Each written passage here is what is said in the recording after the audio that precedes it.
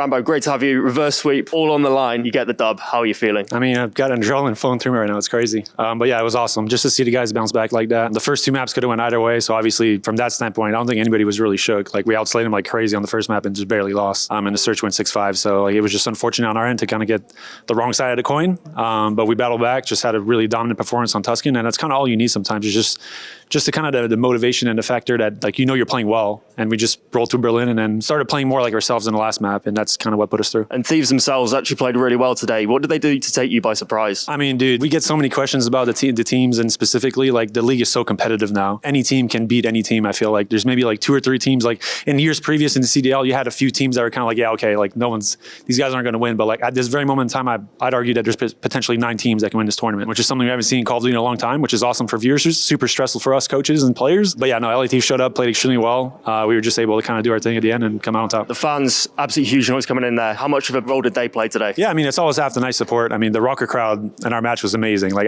for the ROKKR team, like, it was so cool and different. Obviously, coming from our major and having the guys on our side, but I mean, huge props to the Minnesota fan base and their crowd. They're awesome people, and obviously we had part of the green wall here as well. And shout out to them for coming out. But yeah, super cool. Huge performance from Shotzzy in particular. I mean, the whole team played well today, but Shotzzy was superb. How well is he playing right now? I hate going opinion based, but I mean, he's just a menace. I mean, I was gonna say some opinion stuff, but I won't.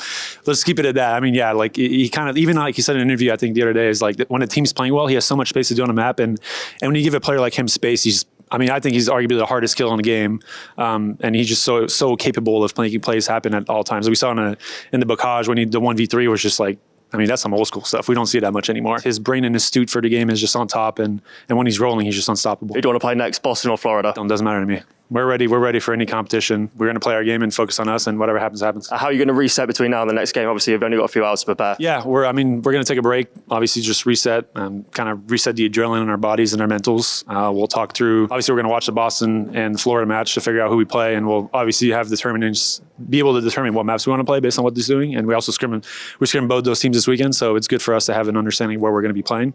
We'll have conversations, warm up again, and get back right back into it.